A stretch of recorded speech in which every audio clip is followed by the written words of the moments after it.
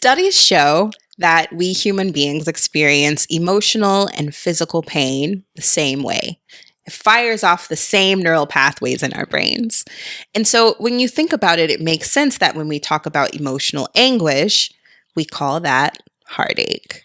And much like the body needs rest, restoration, sometimes even therapy, so do our hearts. And so, what does it look like to choose love again? Even when love feels like it's choosing you, on some level or another, you're making a choice to love. Bell Hooks even says that you don't have to love, you choose to love. Absolutely. So we're going to explore that today. What does it look like when you're ready to open your heart and you are consciously choosing love? We're going to talk about that and more on this episode. Love don't never fade, it's forever. I swear it was born in the wrong era. This is the More Love Podcast, and this is a space where we believe that love is more than just a feeling. It's the actions we take that deepen our relationships with the people we're with and ourselves. Yes. And it's our mission to build a community of people that are healing and ready to do the work of practicing love every single day. Yes. Welcome, y'all. We have a really good episode today. We dive really deep into heartbreak. And I think that you'll be surprised by what our heartbreaks are. I think a lot of the time when people think about heartbreak, they think about one version. Yep. And both of us had a different understanding of heartbreak. Yeah, we had a little synchronicity there. Yes. That was the bomb. Yeah, we talk about being ready to love again. Yeah. We talk about grief. And then you even reveal you get really, really vulnerable and reveal something during the walk that I think a lot of people will be able to resonate with. I hope so. And I hope that it resonates with somebody. Yeah. Yeah. I also liked your walk. I think that self-love is really important. It's a topic that keeps coming up as we do these episodes. And I really appreciate how you talk about how delayed gratification is a form of self-love. And I hope that you all will enjoy that as well. It's a great episode. Yeah. Dive in. Let's get into it. This is a topic that almost everyone thinks about, especially if you're in your 30s and up at least, because I think we all experience heartbreak and it doesn't always look the way that you might think it looks. So what I wanted to talk about is what is the most impactful heartbreak that you've ever experienced? Most impactful heartbreak, like I lost my original love. I lost my mom when I was 14 years old, and I actually found her. She died in her sleep, and I found her that morning. And that, I don't remember having the physical pain of it, but I remember all the emotional pain from it. And I remember feeling stuff like regret and feeling... You know what? It was a mix of emotions that I felt that it took me until I was in my 30s doing therapy to realize what all of that stuff was. But in that moment, I dropped down to my knees and prayed to whoever was listening to try and reverse it. And I remember being disappointed that couldn't happen.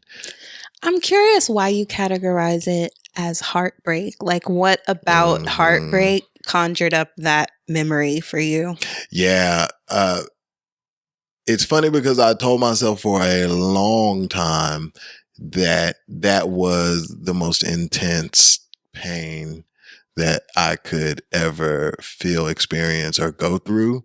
And so I say it's heartbreak because that's the person who taught me how to love. That was the only person at that time that I truly loved, other than my brother, but that was the only person that I truly loved. And then to lose them, love looked different for me for the rest of my life.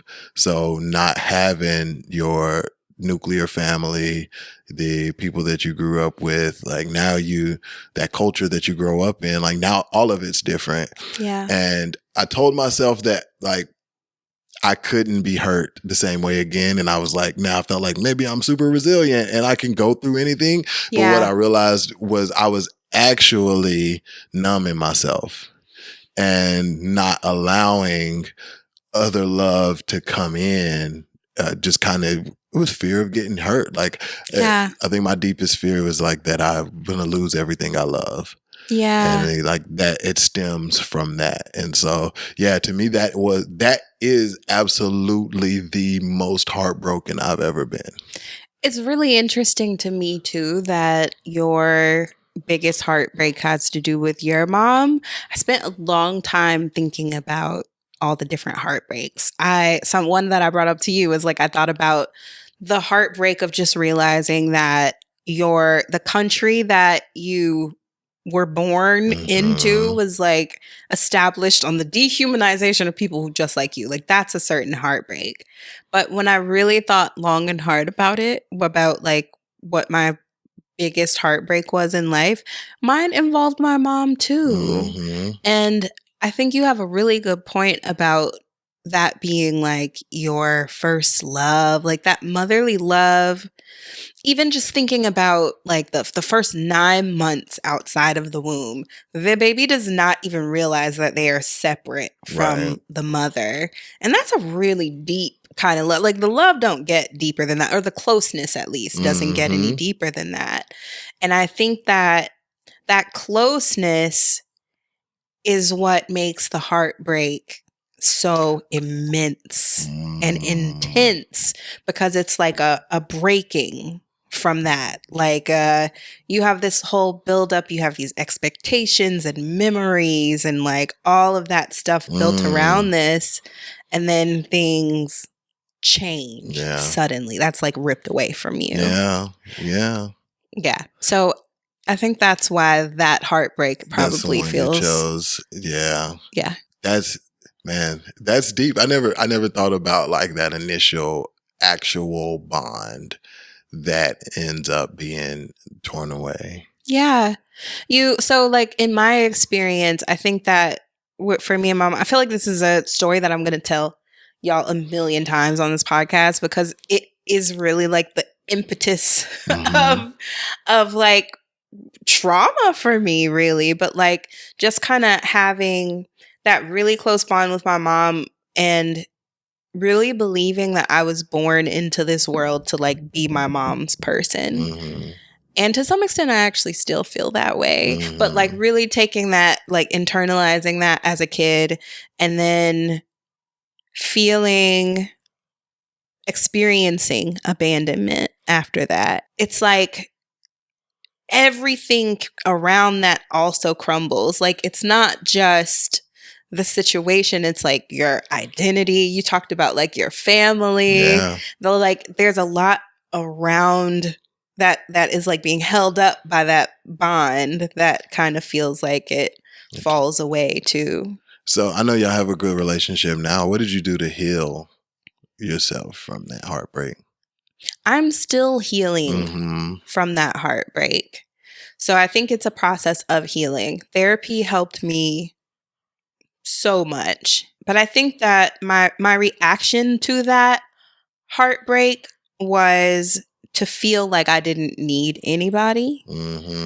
Because you don't ever want to go through that again, right? Like you don't want to feel like all those things can be ripped away from you. You don't want to give anyone that power again. Healing from that has looked like therapy, talking to my mom. Thankfully, I can actually have conversations with my mom and like talk to her about how that affected me. And to be able to hear her acknowledge that maybe she's apologized, but I don't know that she actually needed to apologize. But really just being able to like put my truth out there, get her acknowledgement of it, that helped.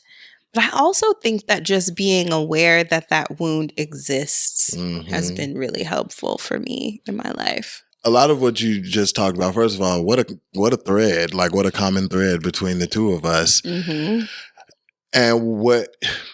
how I healed was very similar. I just didn't have my mom to actually talk to. So I had to do like the work of talking to like her spirit or her essence or like that part of her that still exists in me. So I had to talk to that. And then I was able to discover the different emotions that I felt and then express those. And what you just talked about was something that I think we as men don't do often, or at least most of us don't. And that's process the emotion. And you're just like, I processed the emotion. Like I was able to talk about it, acknowledge it, and get some feedback from her too at the same time. So you were able to go through steps of dealing with that emotion in a constructive way that could help you start to heal and like go through the process of healing. After decades I think that's important not really processing the healing. Like there was a phase, a very long phase of my life where it didn't happen. That's not what happened. That's not the story I tell myself of my mother and I. And like going through that because I love my mom so much and I know that she loves me so much.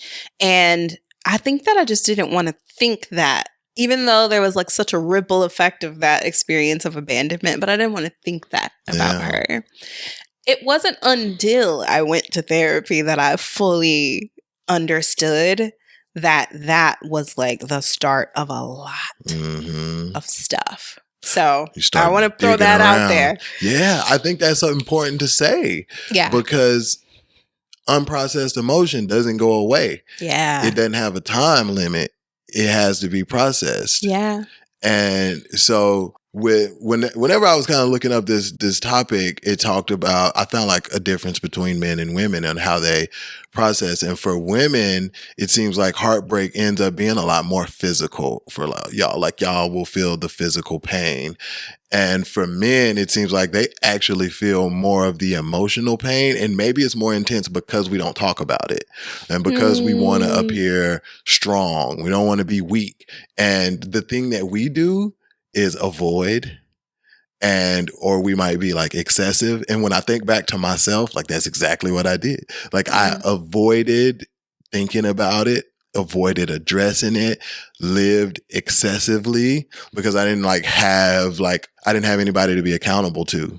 And so I would put myself in kind of these extreme situations. And it wasn't until I was ready to really love somebody and I had somebody to really love that like it came up that I needed to address that after all those years. What is it, like 15, 16 years, something like that? Yeah. And it was still there. It was still like pulling strings for me. What did that look like? I'm really curious to hear, like, before that it actually came up, probably in therapy for you too. But before that, it popping up in things or even like in the ways you were showing up in love, what did that look like? Yeah, I wasn't showing up in the love. That's the thing. Like I was still very much guarded. And even though I thought maybe I still was not. I still was not giving my all. And I think the only way to know that is in retrospect. And that is having been in love and seeing the phases and gone through like that initial kind of honeymoon phase and then going deeper and deeper and deeper, but like allowing myself to actually go deeper and fall and be vulnerable and like expose the parts of myself that like I wouldn't tell anybody or show anybody because like I'm going to be judged. Yeah. Like I didn't do that with like other past relationships. Also, I couldn't say that any other like past relationship with somebody else broke my heart. Right. Yeah. That's really interesting to me. Like I love talking about exes. I think exes are very important. Yeah. I think exes are very important. Like the loves that you have in your life say a lot about you. Like they shape you in some ways. Yeah.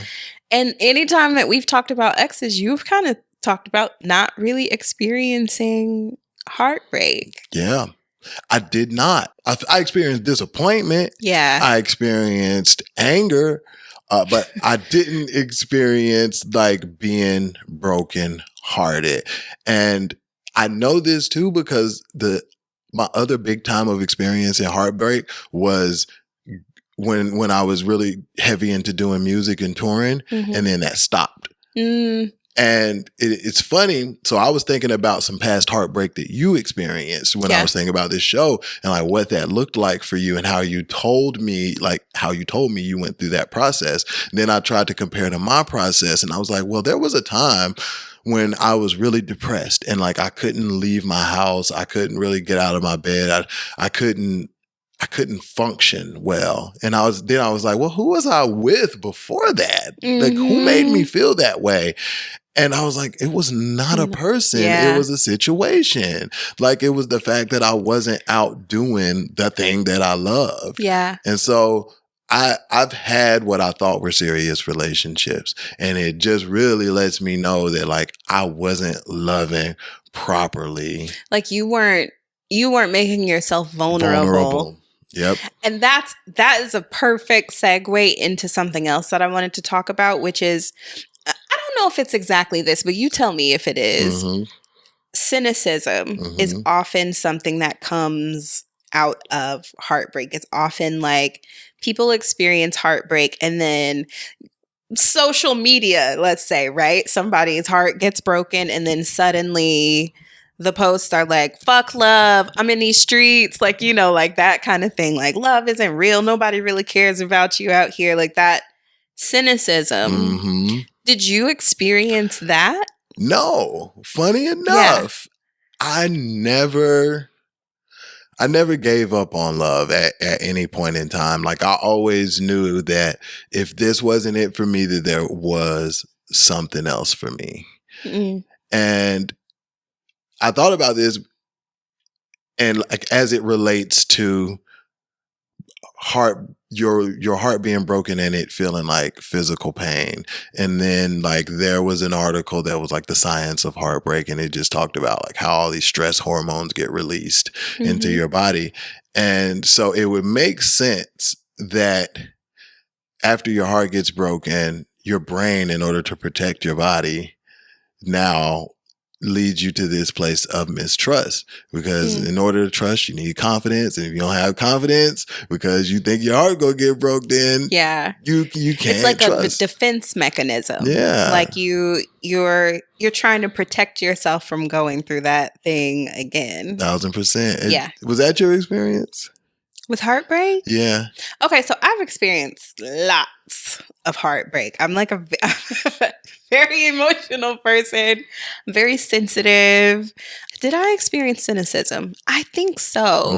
The thing about me, though, is that I would be living out like one version of my life, but I would be telling myself a different story. So I would be like living and loving in a way that looks like I'm cynical, that kind of looks like I don't believe in love, and not actually being vulnerable either, but thinking that I'm showing up really vulnerable, thinking that I really want love, but actually not showing up in that way.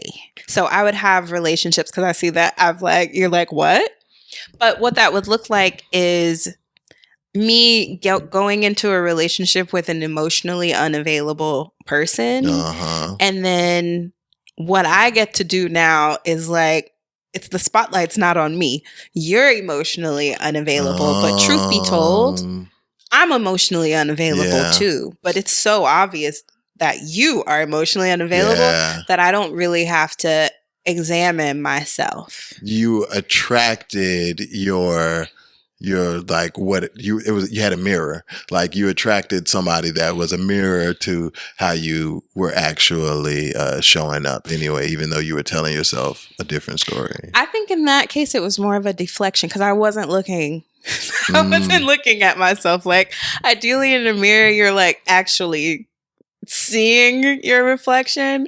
And so even though they were like me, I was experiencing it more like a deflection of like, I don't have to look at myself, because I can be so focused on how you're doing the thing that I'm doing at a way bigger scale. But in actuality, you were. looking in the mirror. You were telling yourself you were not. But what you actually did attract was a mirror, even though you weren't looking at it. Like, you attracted a person that was exhibiting the same thing, the same traits that you actually were feeling on the inside, but like not paying attention. But I wasn't experiencing it. I definitely That's wasn't so experiencing it. I think I get that though. Yeah. I think I get that. I feel like I'm probably very much guilty of the same thing.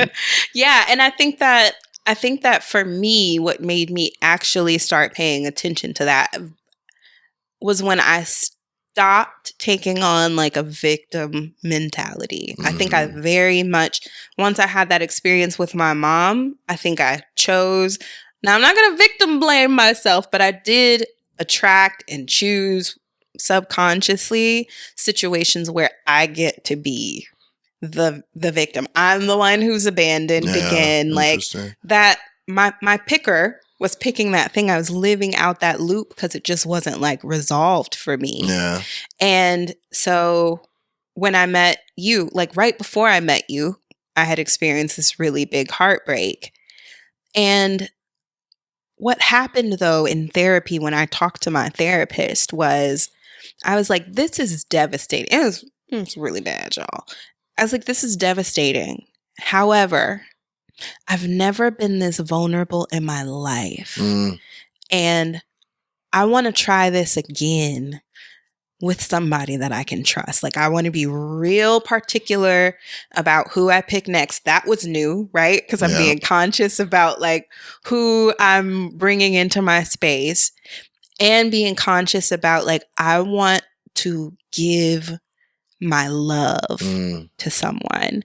So my theory is that being ready to love again is when the fear isn't driving you. The fear of like, someone's going to hurt me again. I'm going to look like a fool. Everything's going to crumble. All of that. Letting go of that fear, or at least moving forward despite that fear.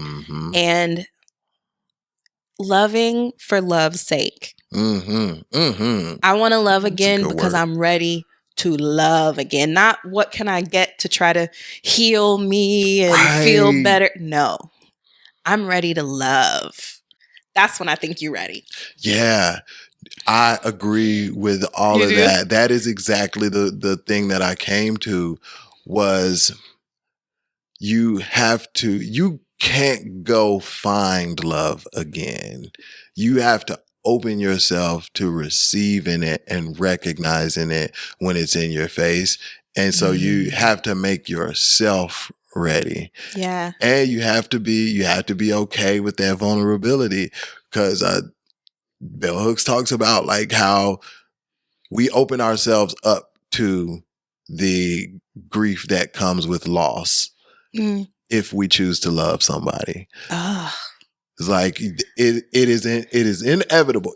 Like unless I die first, that's the only way.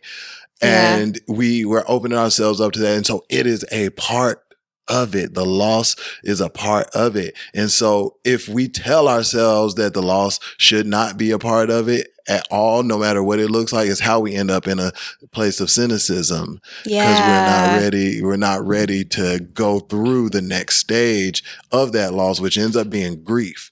And I didn't really learn what grief was until I was in my 30s in our relationship. And I didn't realize that I was grieving a man that I loved, a man friend that I loved. You know what I mean? And I didn't know how to grieve. And I didn't find it valuable. I didn't want to open myself up to that type of pain. Once I did that though, is like we said earlier, like that stuff has to get processed.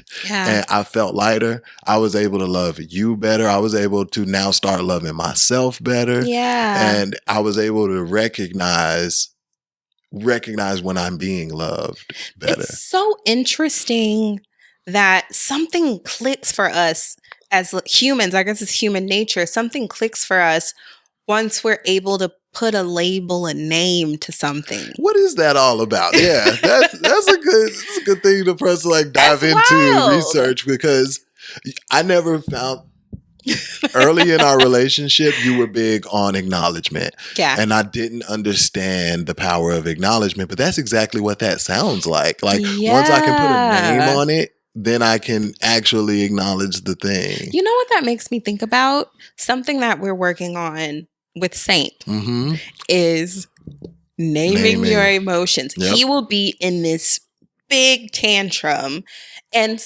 oftentimes, not always, but oftentimes we can kind of stop him in his track by saying, how does Saint feel? How do you feel?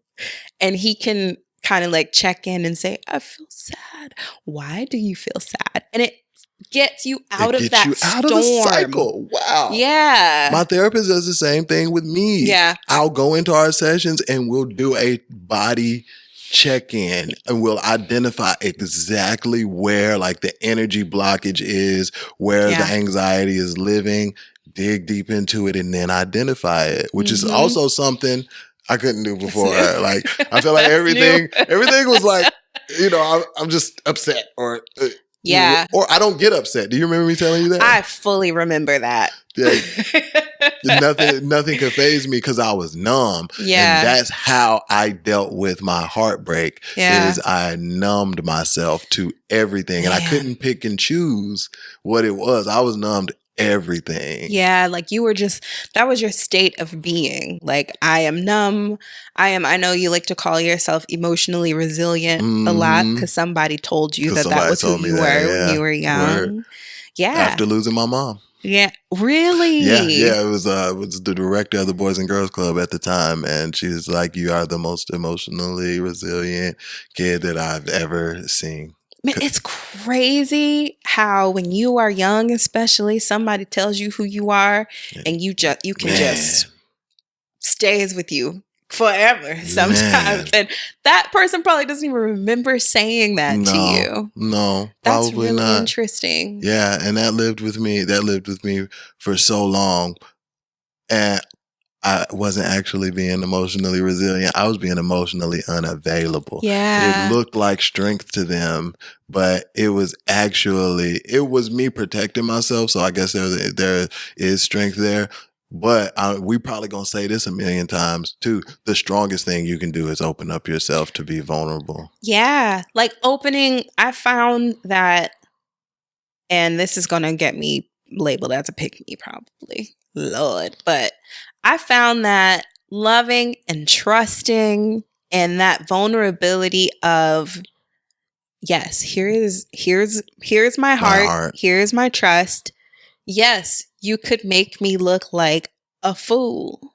Yes, you could rip the rug from under me and everything could crumble. And I'm giving you that. Yeah. And I'm not going to live looking out for all of these things because that feels like, I don't think that you can really fully give yourself to love if you are constantly trying to make sure you're not going to make me look like a fool. For me, what I've been trying to work on is maybe you will make me look like a fool. And I have to trust myself that I can recover from that if that happens. But I can't experience our love to the highest extent if I'm constantly trying to protect myself from you making me look like a fool. That's a good word.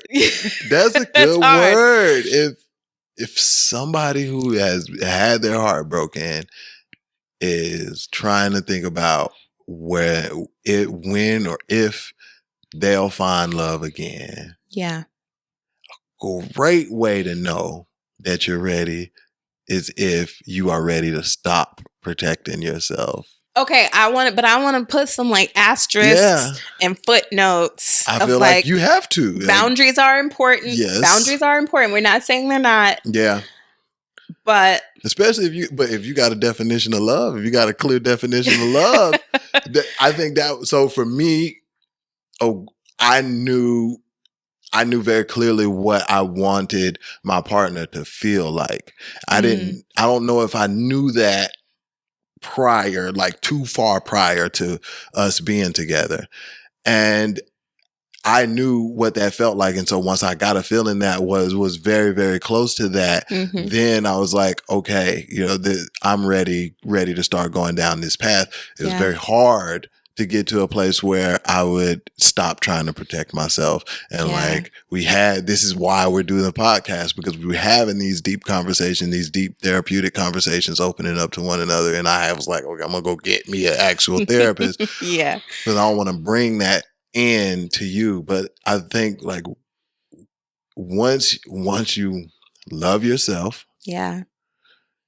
And then you open up yourself, trust yourself to know that if you do let somebody in and they break your heart, you can survive. You can recover. You can recover and love will find you again. I'm not going to say you'll find love again. You can love again. You can love again. Like I like that. Yeah. I like that. You can love again. Because I think that oftentimes when people think about finding love, they are thinking about like specifically like going on dating apps and like, you know, doing that thing and seeing who can love them. But I really think the test is, do I have that trust in myself, the love for myself to know that my spidey senses are about right and I'm picking not to be in these loops of trauma, but to give myself. Now, it's not going to look like that for everybody. Right. Like, it's not to say that you have to be perfectly in that place, but like in an ideal world, when you're really like checking in with yourself, I feel like that's when you can know that it's time. You're ready. Yeah. Cause even for me, it didn't look like that. Initially, it was, I found somebody who makes me feel amazing. And now I need to go through like the finishing stages to get to this point to where I can actually show up in this love the way I want to. So it was definitely like all a process all together. And it wasn't like, I'm ready. I'm good with me. Like I for the first time in my life, I think I had got to a place where I was okay with being alone.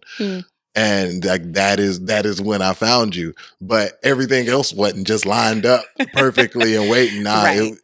It was messy. Yeah, it rarely looks like that. I feel like the closest thing to that is really like loving despite your fears and really like being willing to build the muscle of, I know these fears are here. Cause like, hear me out. Fear is not a bad thing in and of itself. It's very primal emotion. It's there to protect you, keep you alive, keep you safe. Yeah. So it's not like you should go against your instincts. But I'm a really big believer in, if the fear is driving the action, try to make the shift from the fear. You can move despite the fear, but maybe not because of the fear. Yeah. And I feel like that really applies to not just love, but like everything else too. Yeah. And when you let that fear drive you to carry things out, even if it's a good thing, like when I think about, like when I was in college, fear drove me to excel. I was an honor student because I was afraid that I would let my family down. I was afraid that all the things I heard about myself from other people were true, that I was stupid and like didn't belong there or whatever.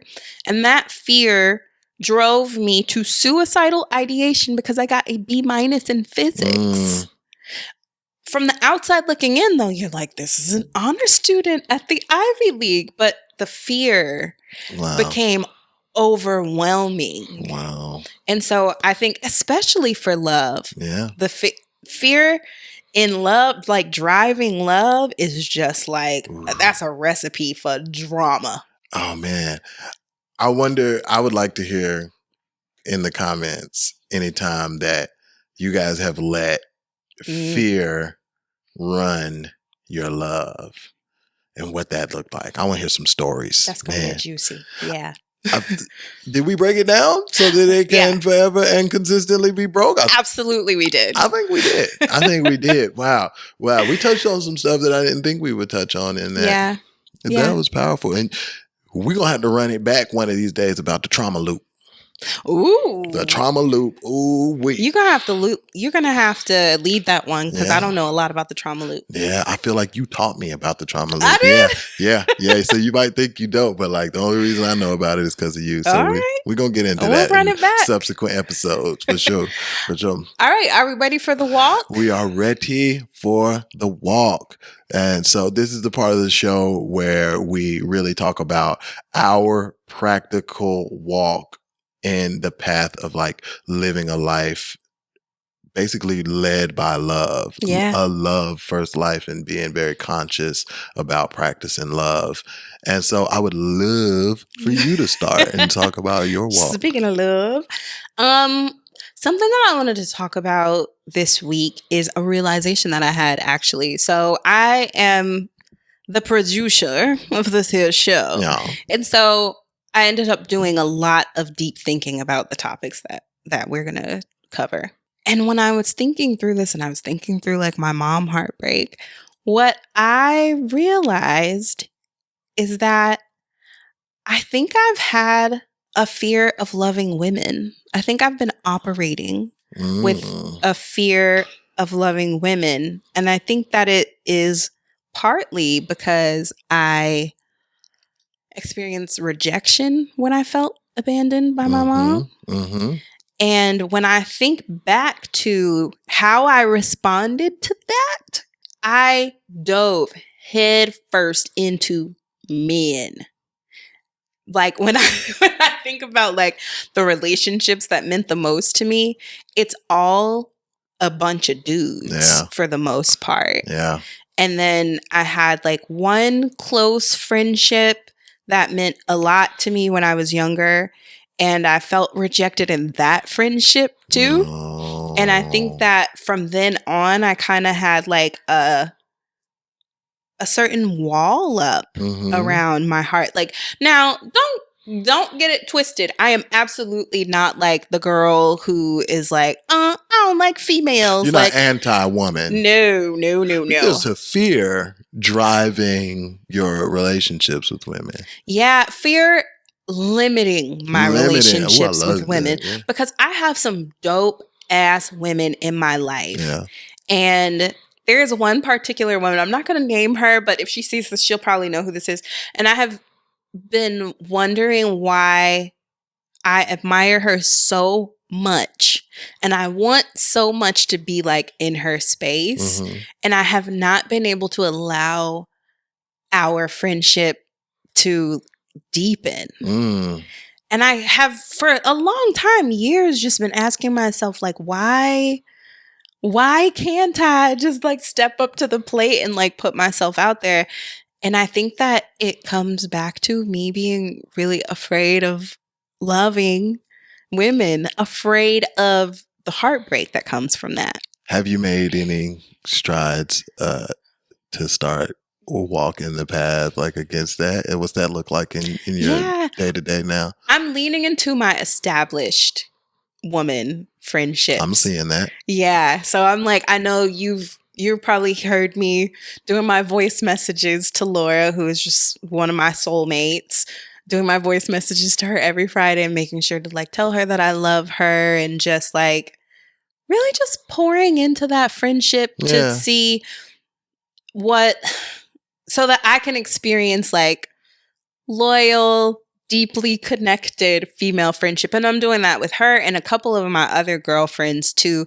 They feel safe because they're people who I feel like have been vying for a deep connection. And then this year with this journey, I've really been trying to like step up to the plate. Has it been like reciprocal? Has it been feeling like reciprocal? Yeah. It feels so good. Good. It feels so good I've always got love from them. It feels good to love them. You know, like I have a complex where I'm like constantly asking myself, am I being a good friend? Yeah. And I'm finally feeling like the answer is yes. Like I'm finally feeling like I'm loving them the way that they deserve to be loved.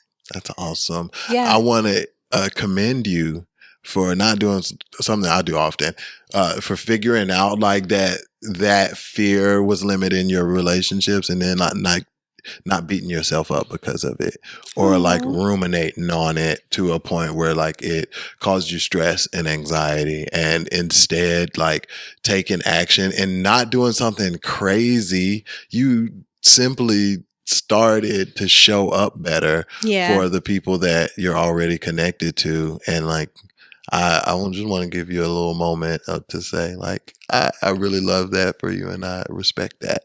Thank you. Thank you. I'm still a work in progress. I still need to, like, my next big step is to reach out to my friend who I have not stepped up to the plate with, because I've just been intimidated by the thought of a deeper connection. Wow. So that's like my next stretch that I need to do. I love that. I love that. Okay, let's talk about your walk. Oh man, the walk. What you got to share with the class? I think what is top of mind for me as far as my walk is discipline. Right? It's self-discipline. And there's a book that we will refer to a lot on the podcast too, called The Road Less Traveled, and he talks about how discipline is actually a form of love. It's a form of loving yourself, because you are pushing yourself, challenging yourself in order to grow. And I got really comfortable, and I feel like I just stayed in the comfort for way too long. I had a really, really rough past, a really rough childhood, and I always could see myself as somebody who could live in any situation. Like no amount of discomfort could stop me from doing whatever I wanted to do. But I think I've since gotten out of that, and I've gotten way, way more comfortable than probably I should have. And so it's been small things like loving my body enough to go and work out on a regular basis, or like not eat the stuff that I want to eat, not drinking sodas, and like with work, like showing up the same and like saying, okay, I'm gonna do this thing for this amount of time, no matter if it hurts or if I'm not in the mood and just don't feel like it. I'm still gonna do the thing that I promised myself that I was gonna do.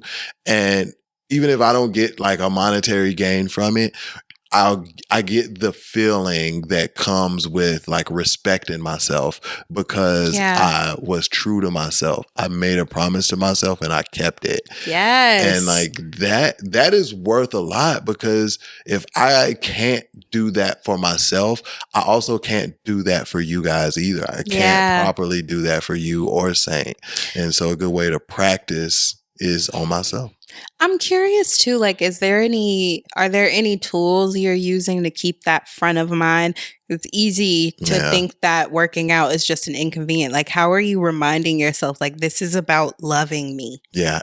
Writing it down. That's a big one. Writing down affirmations just around patience. Like, and just writing it multiple times, and it being repetitive, and like even having the discipline to repetitively write that, you know, I possess this specific quality. And like I feel like it has really, really helped keep it top of mind. So kind of sidebar, 369 method is a thing you'll see on the internet, but it's just all about like these affirmations and manifesting things.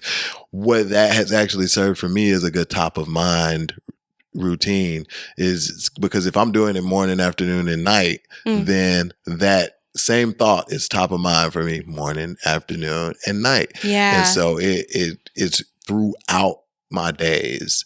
And I'm doing the thing that I commended you for doing, is like not beating myself up on the times when I fall short. I did beat myself up for a while for not being disciplined, but I moved out of that. No, it's not. No, it wasn't, because what I did was I stayed in the exact same place. I think too that there's something to be said, and I'm probably regurgitating something that you've said to me in the past, but there's something to be said about delayed gratification here too.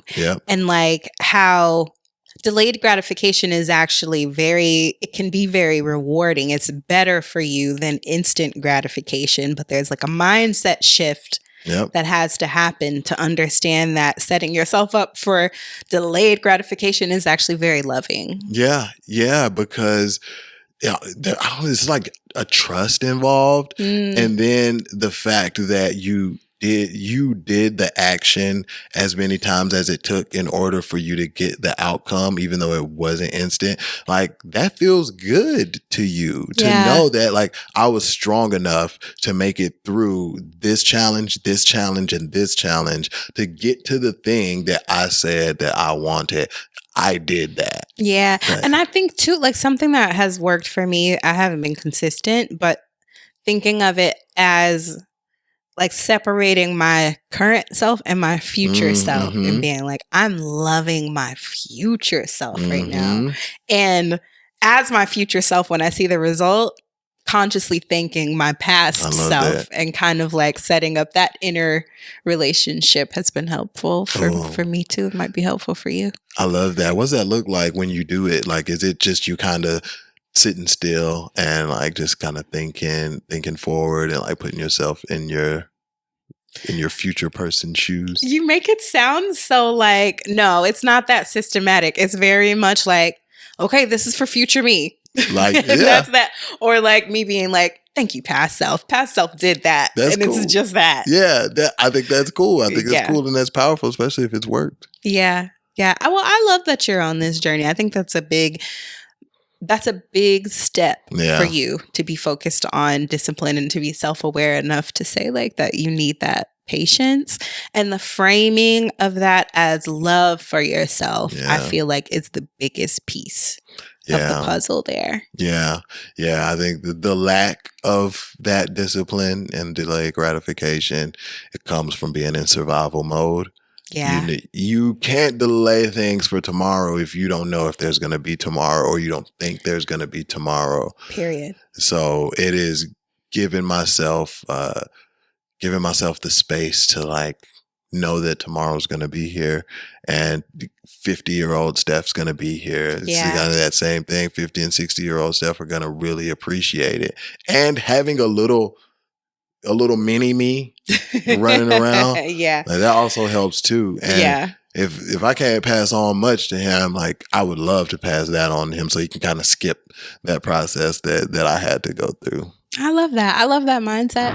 All right. Yeah, that was good stuff. I agree. I feel like we had a lot of gems in that episode. Yeah. I'm really curious to hear about that question that you asked about commenting about when fear has driven you in life and love. Yeah. I want to hear about the heartbreaks too. Heartbreak stories are always really interesting. They're very personal. Yeah, I know. Yeah.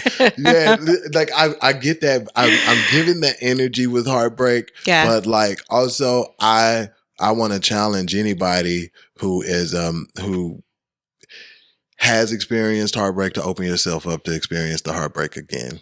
And I know that sounds bonkers, but like, I feel like that is the only way. That's the only way that you can like really do love again. Yeah. With this episode, I had to tap into like the heartbreak that I might experience when we are 130 years old and I have to say goodbye to you. Yeah. Like, that is the worst pain that I can imagine, but loving you is so worth it. I love that. This time that we have, so worth it. Yeah. Okay. All right, we're good. All right, we'll do our songs. Yeah, I just wasn't expecting that. I'm sorry. I just had a moment. Like, man, like really going there and thinking about that. Like, it's super deep, but like, worth it. Yeah. Worth every minute. Well, I love that. Thank you for that, baby. Yeah. I think we're ready to go into songs. All right. The song that I had for this episode is, my auntie's gonna like this one. It's by a young lady named Miss Deborah Cox. Okay. And it's called Nobody's Supposed to Be Here. Oh. I feel like it's the best, like, loving again song because it's all about, like, oh, I've been trying to protect my heart, and then all of a sudden, love is at my doorstep again. How did you get here, love? So that was the one that popped up into my. We're not supposed to be here. It makes me think of when I hear that song, I immediately think of my mom's best friend from back in the day and just like being in her back seat and her just that song coming on and her just going wild singing it at the top of her lungs. That's dope. It's classic. That is it. What was your song? So my song, I can't remember the name of this artist. Forgive me, world. But it is Return of the Mac. Hey, Return of the Mac. That's the Heartbreak Cynicism song. No, because he's like, hey, I'm back out here. I'm back outside. You know what I'm saying? Like, yeah, you did back in these streets. Yeah, you did me wrong, and we was in love. Things went wrong. Okay, but now it is the return of the Mac. Are you encouraging our listeners to respond to Heartbreak like this? I'm encouraging you to get back outside. Yeah, get back outside. Like that energy. I feel you. Okay, that I see. Grieve the loss, of course. Like I feel like that's a lot of what he's doing in that song. He's grieving, but put yourself back out there. I'm going back outside. I love it. I love it. All right. Well, I think that's a great way to wrap this thing up. Let's wrap this thing up. I'm really excited about our next episode, which is we're going to touch on love and freedom, y'all. Yeah. And I feel like thoughts about like, what is it called? Ethical non-monogamy? Is that what they call it now? Yeah, that's what the young people call it. Yeah, that's what they're calling it these days. I feel like that's been a really big hot topic. I want to talk about like monogamy and ownership and autonomy and not just romantic relationships. I think also like parent-child relationships, friendships, yeah. All of that. So we're going to cover all of that in the next episode. Love it. Tune I got a in good for that. story for that. Yeah. Yeah. All right. Until next time. All right. We appreciate y'all. Peace. Peace. We got a vibe, disagreements won't destroy. We go back like vinyls and Polaroids.